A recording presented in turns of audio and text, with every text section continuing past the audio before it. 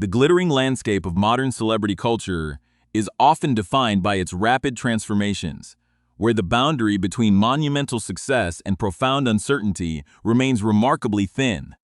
In the heart of California, within the affluence and sun-drenched enclave of Montecito, a narrative of immense ambition and global scrutiny has been unfolding over the past several years. It is a story that began with unprecedented fanfare, marked by historical departures and multi-million-dollar contracts that promised to redefine the intersection of royalty, entertainment, and global commerce. When a high-profile couple decided to step away from centuries of tradition to forge an independent path in the ultra-competitive American media market, the world watched with absolute fascination. The initial reception was nothing short of a gold rush, as corporate titans in streaming, audio production, and publishing competed fiercely to secure their signatures, betting hundreds of millions of dollars on the sheer drawing power of their names. For a brief moment, it appeared that this transition would result in an invincible multimedia empires spanning across prestigious documentary features, groundbreaking podcasts, and major literary releases. Yet, 5 years after the initial wave of corporate enthusiasm, the landscape looks dramatically different, transformed by a series of quiet cancellations, fractured partnerships, and legal complications. The initial optimism that accompanied their arrival in the United States has gradually given way to an increasingly critical examination of their long-term commercial viability. Analysts and industry insiders are now looking back at the early projects to understand exactly where the trajectory began to shift, searching for the precise moment when the grand promises of the new enterprise began to clash with the harsh realities of public demand and corporate expectations. In the fast-moving world of digital content and global entertainment, early victories can quickly become distant memories if they are not sustained by consistent output and widespread consumer engagement. The journey from being the most sought-after public figures on the planet to navigating the complex waters of corporate restructuring is a compelling study in the volatile nature of modern fame.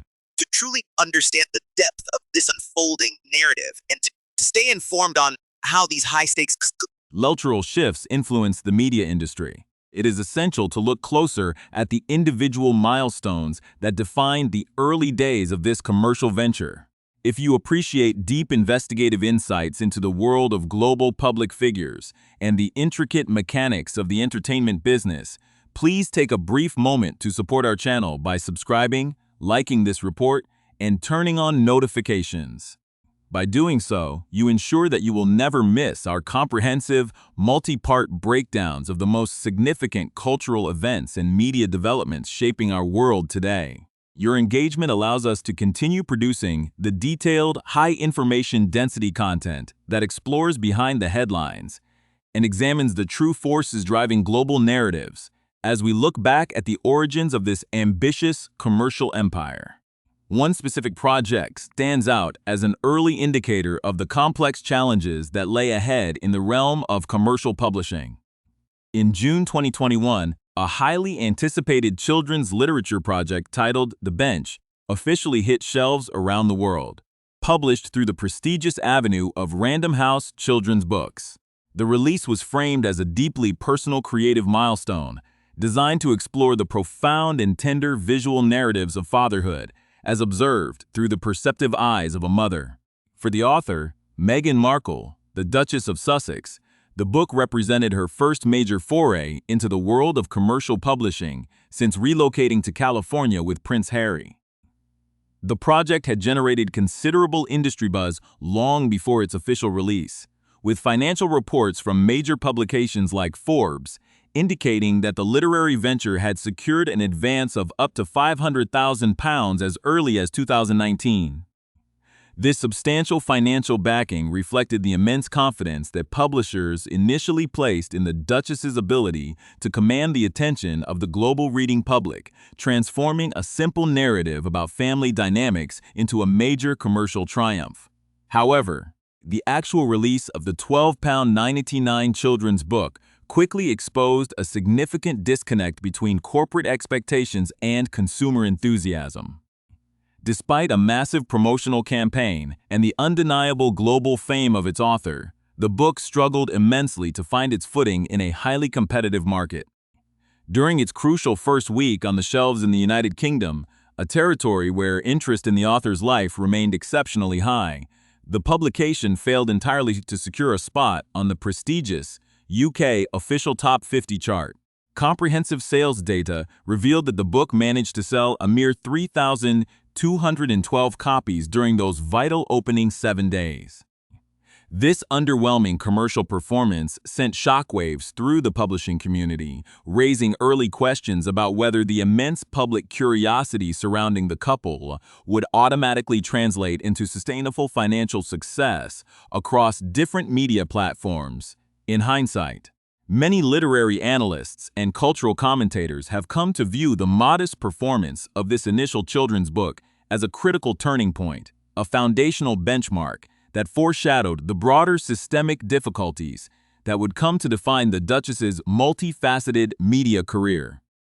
Rather than serving as the launchpad for a thriving and diverse literary portfolio, the project highlighted an early vulnerability in the brand, suggesting that the public appetite for abstract lifestyle commentary was far more limited than initially assumed. In the years that followed, this initial literary effort would frequently be contrasted with subsequent, far more volatile publishing endeavors that relied heavily on direct revelations about the inner workings of the British royal institution. The striking difference between the quiet reception of a gentle children's story and the global frenzy surrounding raw, deeply personal autobiographical disclosures exposed a fundamental tension at the heart of the Sussex commercial strategy, a tension that would continue to disrupt their partnerships with some of the largest entertainment platforms in the world. The initial commercial stumble of the children's literature project did not immediately dampen the enthusiasm of global publishing giants, who remained eager to capitalize on the unprecedented public fascination surrounding the Duke and Duchess of Sussex. Shortly after the release of that first book, news reverberated through the media industry that the publishing behemoth Penguin Random House had finalized a massive multi-book contract with Prince Harry and Meghan Markle. This extraordinary agreement, valued at an estimated $40 million, or approximately £29 million, was the result of an intense corporate bidding war that signaled the immense high-stakes nature of modern celebrity publishing. The multi-million-dollar deal was intended to encompass a total of 4 distinct books, promising a diverse portfolio of content that would keep the couple at the absolute forefront of the global literary conversation for years to come.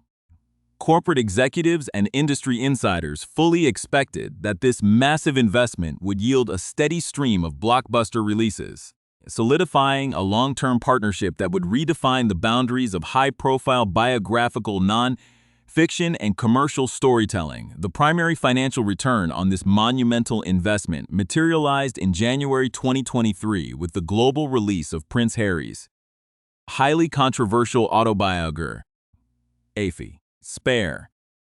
This ghostwritten memoir was an instant, earth-shattering commercial success, shattering publishing records worldwide and raking in millions of dollars in sales within its first few days on the market. From a purely financial standpoint, the book fully vindicated the publisher's massive monetary gamble, drawing in a massive global audience, eager to read the intimate details of a life lived inside a royal institution. Yet, the immense success of the autobiography came at a significant long-term cost to the overall stability of the Sussex media brand. The book was filled with deeply personal, highly damaging accusations concerning the inner workings of the British royal family, exposing deep-seated institutional conflicts and private family dynamics to intense public scrutiny. While these explosive revelations drove unprecedented sales and fueled endless media commentary, they also established a complex and limiting precedent for the couple's future creative output, suggesting that their commercial value was deeply tied to the public disclosure of institutional grievances. In the wake of that explosive release, an uncomfortable and suspicious silence settled over the remaining portion of the $40 million 4-book publishing contract.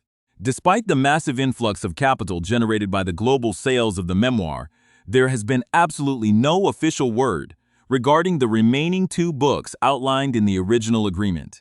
For a considerable period, intense speculation circulated through publishing circles that Prince Harry and Meghan Markle were actively collaborating on a comprehensive wellness guide designed to share their personal strategies for health and mindful living. Later, rumors shifted toward the possibility that the Duchess might follow directly in her husband's footsteps by penning her own deeply personal tell-all memoir. However, as months turned into years, these highly anticipated projects completely failed to materialize, fueling widespread reports that the multi-million-dollar deal had hit an insurmountable wall.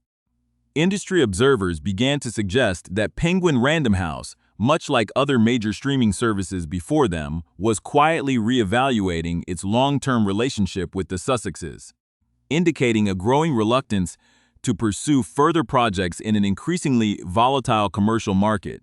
This mounting uncertainty within the publishing sector mirrored a much more public and dramatic collapse, taking place within the ultra-competitive world of digital audio production. Shortly after their arrival in California, the Duke and Duchess had secured a lucrative multi-year podcasting agreement with the audio streaming giant Spotify, valued at an astronomical £15 million. The partnership was intended to be a cornerstone of their digital media empire, providing a global platform for high-quality audio content that would explore contemporary social issues and champion empowering narratives. Yet, over the course of a 3-year partnership, the actual creative output from the high-profile couple was remarkably sparse, totaling less than 13 hours of finished audio content. This limited production consisted almost entirely of a 12-episode series titled Archetypes, hosted by Meghan Markle, alongside a single 30-minute holiday special that featured brief appearances from both the Duke and Duchess. While the Archetype series did achieve considerable initial success, drawing around 1 million listeners per episode and debuting at the #1 spot on the Spotify charts in 47 countries, the extremely low volume of content created deep frustration behind the scenes. The underlying tension between the corporate platform and the production company finally culminated in a sudden and dramatic separation in 2023.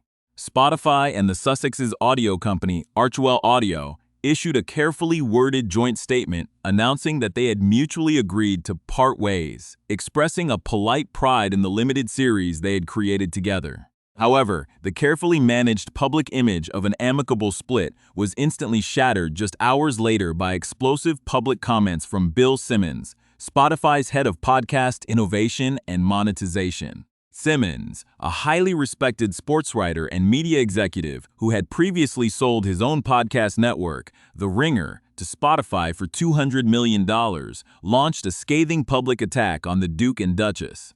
In an episode of his own widely listened to podcast, Simmons openly blasted the couple, using remarkably blunt language to characterize them as grifters who had failed to deliver on the massive financial promises of their contract.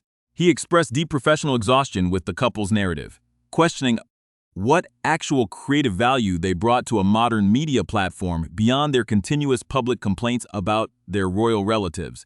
Simmons went on to detail his immense frustration with the partnership, describing it as deeply embarrassing to be associated with the same corporate entity as individuals who, in his view, did little more than secure massive financial contracts without producing a corresponding volume of work. He recounted having to participate in a high-level digital meeting with Prince Harry to desperately help him brainstorm viable podcast concepts, an experience he described as one of his most baffling industry stories. The outspoken executive emphasized that public interest in the couple appeared to be entirely dependent on their willingness to discuss the royal family, arguing that audiences quickly lost interest whenever they attempted to pivot toward more traditional lifestyle or wellness content.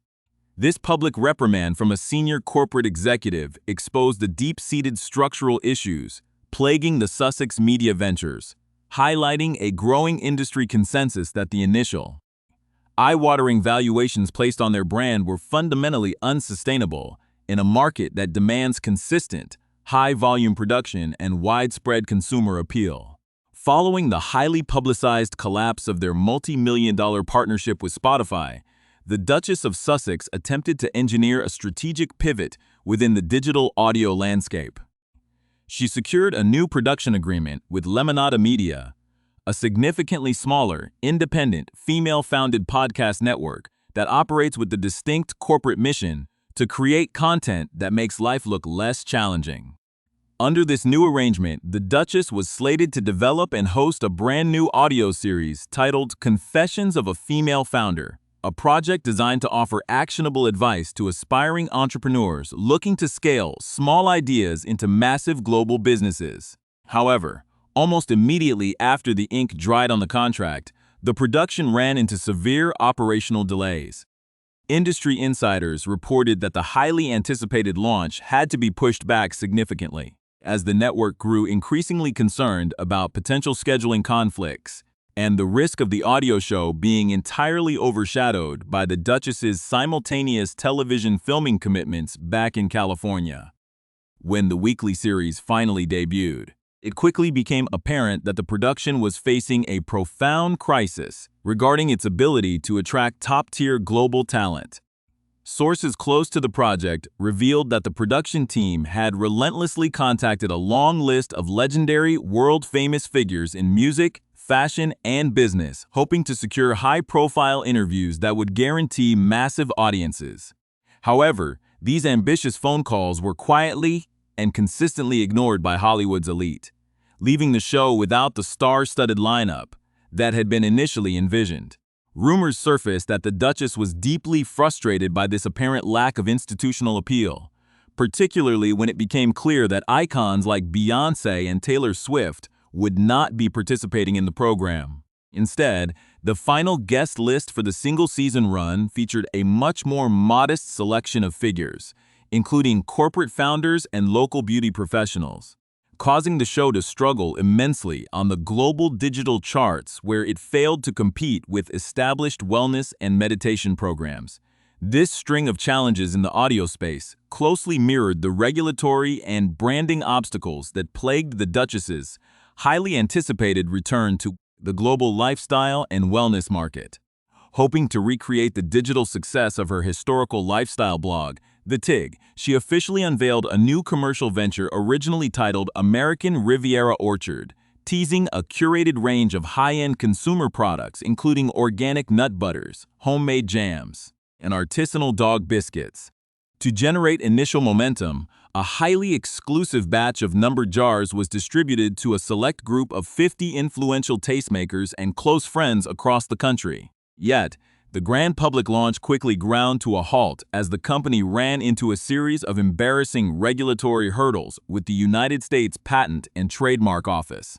The official trademark applications were repeatedly rejected due to significant filing errors, technical non-compliance, and a formal legal challenge from a rival corporate entity that already owned a highly similar product trademark, forcing a complete and complicated rebranding of the entire business entity. Simultaneously, the couple's foundational $100 million contract with the global streaming giant Netflix was navigating its own turbulent trajectory.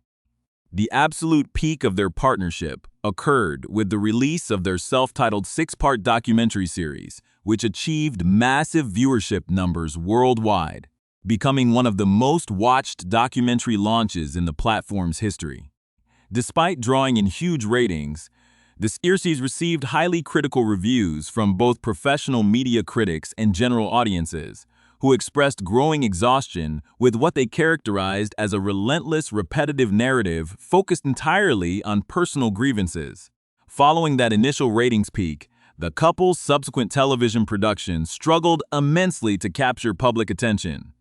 A high-minded documentary series focusing on global social justice leaders failed entirely to resonate with audiences, while a highly anticipated animated project titled Pearl, which the Duchess was set to creatively spearhead, was abruptly canceled by network executives while still in the early stages of script development.